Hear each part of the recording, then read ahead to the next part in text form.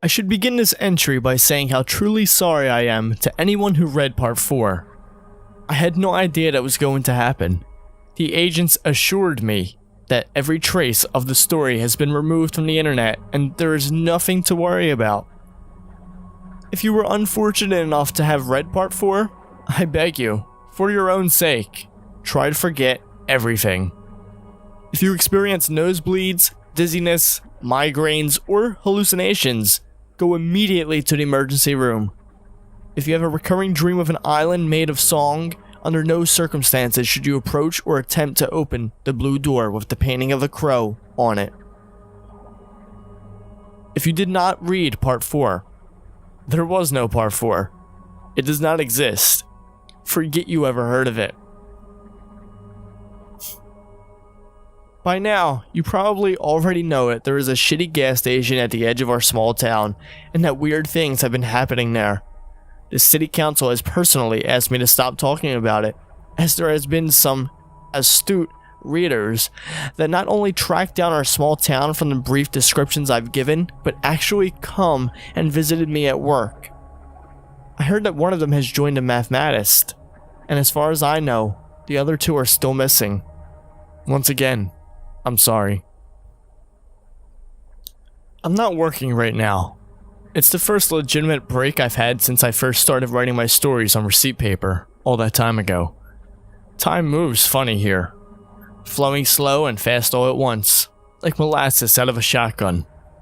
It's a good thing I've been keeping a journal. I've got a few moments before my laptop dies, and I think now would be the perfect time to transpose my journal entries before the battery runs out or the blood loss gets to me. Right now it's a race to see what happens first. Before any of you worry, I've already called Tom. He said he's on his way here to give me a ride to the hospital, right after he picks up dinner for the Ledford orphans, John Ben and little sister. Tom and the other deputies have been taking turns checking in on and bringing them food in an attempt to make the whole thing less tragic. They've been living on their own ever since the incident that totally did not happen, and anyone who says otherwise is a damn liar. There I go again, off on another tangent. I guess I'll get to it and type up my journal entries while I still can. November 2nd, 2017, 9 o'clock p.m. So much has happened here since the Halloween incident that we weren't allowed to talk about. I've been much busier than usual, dealing with the aftermath as well as the cult. The mathematists have been cleaning out our inventory on a daily basis, planning ahead for some kind of secret event that I only get to hear about in hushed mutterings and whispers. Night is coming earlier and the weather is getting colder. November 3rd, 2017, 2 o'clock p.m. The man in the trench coat is back. He's standing just outside the gas station door, staring in.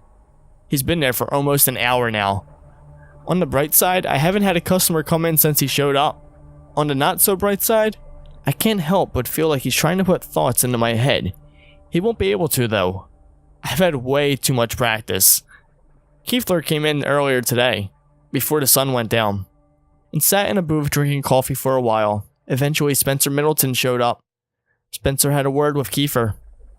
Then came storming up to my register, screaming at the top of his lungs. He grabbed the display of the lotto scratch-offs and threw it across the room. It was obvious that something had upset him. That's when I took the earplugs out. "Everything okay?" I asked stupidly. I knew damn well everything was never okay. "Did you hear a word I just said?" Spencer asked. I explained to him that I had taken the 2 wearing earplugs in an effort to drown out the sounds of screaming that periodically radiate through the air vents. I guess the screams must have stopped a while ago, or maybe I had imagined them. Either way, I didn't need earplugs anymore. At this point, Tom walked into the store, his white hair looking even whiter than normal. Spencer, I could see, became instantly aware of the deputy's presence. "Where is he?" He half whispered, half growled. "Where is the other one?" "Carlos?" I asked. Spencer sighed. "Sure. Carlos. He's not due for another 20 minutes. When he gets here, tell him we need to have a chat." With that, Spencer Middleton left out with a shrill whistle and left the store. Kiefer jumped out of his seat and followed close behind. Tom helped me pick up the mess and put the lotto display back together without asking a single question. I wish more people could be like Tom. When Carlos got to work, he told me that he had been having some strange dreams. Dreams of something enormous living, breathing underground. The dreams always end the same way, with the gas station collapsing into a giant sinkhole. I told him that Spencer was looking for him. That's when Carlos grew solemn and asked if he could show me something. In the freezer behind a stack of boxes labeled "Not a Puree," whatever the hell that means. They've been there as long as I've worked here. There is a moving blanket, and inside the blanket is another Kiefer. My first question for Carlos was, "You stole the body back?" He looked at the ground and shook his head sheepishly, like a toddler that just got busted for cooking meth. "You killed another one?" I asked. Carlos explained. "It was an accident. Again." 3 a.m. The man in the trench coat is finally gone. He left claw marks on the glass of the front door. I checked the security footage to confirm my suspicions. He always strays just outside the range of our cameras. Why can't I remember what his face looked like? 3:30 a.m. Marlboro was the first customer in the store after a man in the trench coat left. I told him that I was surprised he was still alive. He mistook this for a compliment and said, "Thank you." I asked him if he was ready for the big event, but then he just stared at me blankly. I could tell he had no idea what I was talking about, so I filled him in on how I had put it all together. The unusual cultist activity, the whispers, the buying up all our supplies. I could tell that something was about to happen. Marlboro went pale in the face as I was talking, then ran out of the gas station before I could finish, the 99-cent frozen drink still in his hand. I know I should write up an inventory loss slip for the theft, but I just can't bring myself to do it.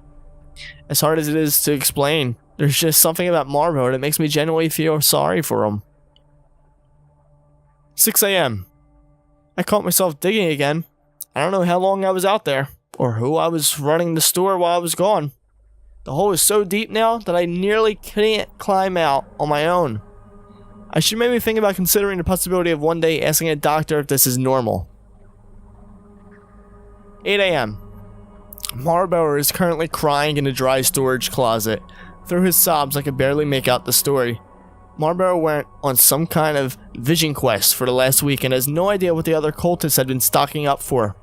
When he went back to the compound earlier tonight, he found the whole place completely deserted. Beds were left unmade, some plates had food on them, a fire is still burning in the fireplace, everyone's clothes were still in their personal milk crates next to their sleeping bags. But the people, all the people, were simply gone. Marlboro isn't taking this very well, but I have a business to run, so I asked Carlos to help me carry him into the dry storage area. I figured he can work through some stuff in there and then maybe when he's done he'll just, I don't know, go home? November 4th, 2017. 9 p.m. The exterminators just left. They say they got all the snakes out this time, but I have my doubts. November 5th, 2017, 5 o'clock p.m. Kiefer came into the store again today and made some thinly veiled threats. He asked about Carlos too, but I told him that I was tired of being the go-between and that if he had business with Carlos, he needed to take it up with Carlos. That's when Kiefer started getting weird. You know this place is just a big experiment, and you're the little mouse? I asked Kiefer to buy something or leave, so he bought a pack of toothpaste and started to undress in the store and rub the toothpaste on his naked body. They tell me that something is wrong with your brain. Is that true? I tried to be polite and avert my eyes as I answered, yeah. You have some kind of mental condition. I answered again, yeah. That's too bad. At this point, Kiefer was completely naked. He walked over to the frozen drink machine and filled a large cup up with the sugary red concoction before turning it upside down on top of his head. Then he shook himself violently like a wet dog, flinging bits of cold, sticky debris across everything from the ceiling to the walls, some of it even landing on my face, but I tried not to let him see me flinch. I knew this was all just an attempt to intimidate me, and I didn't want to give him the satisfaction. What is it exactly? He asked as he crossed back to where his pile of clothes waited for him. What? I asked. What is your condition? Schizophrenia? Proteinopepia? Mechanitis? The gay? No, I answered. I don't sleep. You don't sleep? He sounded genuinely interested. Like, ever? I can't fall asleep. I haven't slept a single day since high school. It's a rare genetic condition with no cure and no treatment, and one day it will kill me. But until then, I handle the effects as best I can. Kiefer nodded. That must be it. That must be why he can't reach you. Why who can't reach me? Right then, Spencer came into the store. He threw a blanket around Kiefer and ushered him out. A moment later, he came back into the store and offered me $100 of security tape from tonight. I wonder what I'll spend my $100 on. 9 p.m. I was beginning to suspect something wasn't quite right in the store. I had been finding empty candy bar wrappers strewn about, security tapes mysteriously deleted, strange noises coming through the walls in the middle of the night when I should be alone, at least more strange noises than usual. At first, I assumed it was just the raccoons, but now I know the truth. Now I know Marlboro has been living here for the last 2 days. He just walked out of the supply closet wearing a bathrobe, nodded to me as he grabbed a stick of meat jerky, and went into the bathroom. It had not even occurred to me that Marlboro never left. November 6, 2017, 4 a.m. It finally happened. I suppose it was only a matter of time. I know I should feel great regret, or shame, or any of the other emotions that normal people feel after something like this happens, but all I feel is embarrassed. I came to a couple hours ago with a shovel in my hand. I had been digging again, and this time I had made some serious progress. The hole was at least 7 feet deep. The steep wall was made of loose red clay. It took me a while to realize that I was staring up into an inky black night peppered with uncountable stars. When some of the bigger celestials started to move, I realized that those stars were actually just the soulless red eyes of the mutant raccoon staring down at me over the edge of the hole, probably looking for food. Those shameless beggars.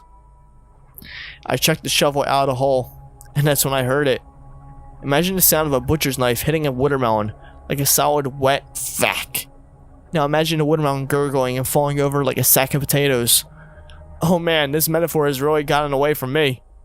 When I climbed out of the hole, I saw the shovel standing upright, the business end firmly lodged inside the open chest wound of a still twitching Kiefer.